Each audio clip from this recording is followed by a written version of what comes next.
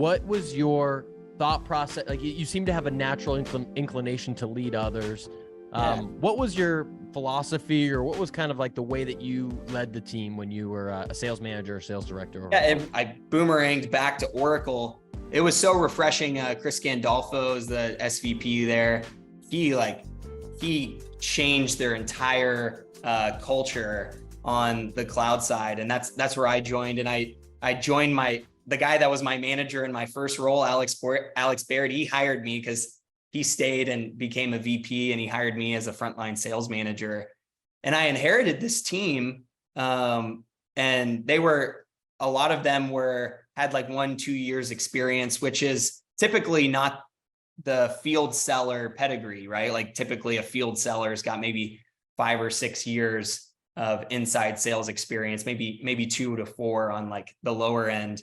Yeah. But I focused on, all right, how can I develop these individuals and get them confident to where they can start running their own sales cycles individually, but just getting them in person and out in the field. Remember, this is 2021. So it's like 2020 and 2021. So it's like the end of COVID where no one's really traveling, but we were just like, all right, you had to have like a justification to Gandolfo, the SVP, of why you had to travel. But we just were like, all right, well, let's just make a bunch of justifications and go see customers. Right. Yeah. And I went in territory with these reps and just got to see them take meeting after meeting and gain so much confidence. And it was so hard to leave to go start Sift, because you build such incredible relationships with your team, your frontline, like your reps. They're out there working their ass off, prospecting, finding new deals. They're developing themselves. We actually, to grow some of these skills that they might have missed in like this COVID world. It was so funny. Like when we went back to the office, all of them, it was like their first time working in an office. So they were all excited to go into the office. I was like, wow, this is so backwards from before. Yeah. But we did a book club together as a team, and we did a book a quarter. And on Sundays, I would prepare like a slide deck. And we started with Sandler, and we did Chris Voss, Never Split the Difference. I know you're a big Voss fan. Yeah. And we did How to Tell a Good Story.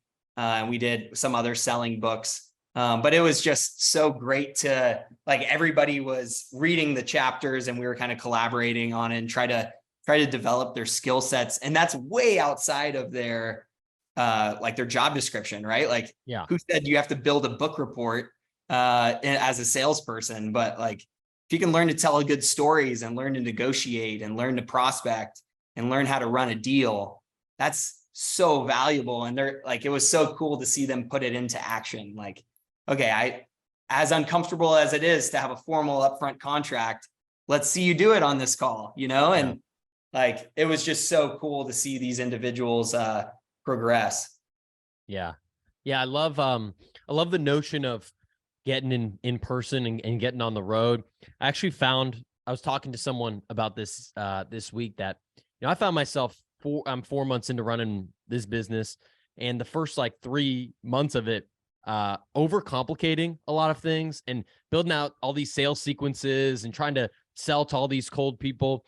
And the thing that's made a huge difference in the last month is 2 things. Is one, like, just seems obvious, but leveraging my LinkedIn network more, and leveraging the fact that I live in the 3rd biggest city in the country, in Chicago, and just grabbing coffee with people and lunch with people.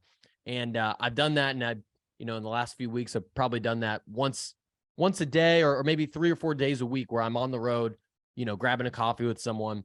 And that has led to deals, that has led to referrals. It's led to, a lot of great things that I just feel like takes longer on Zoom.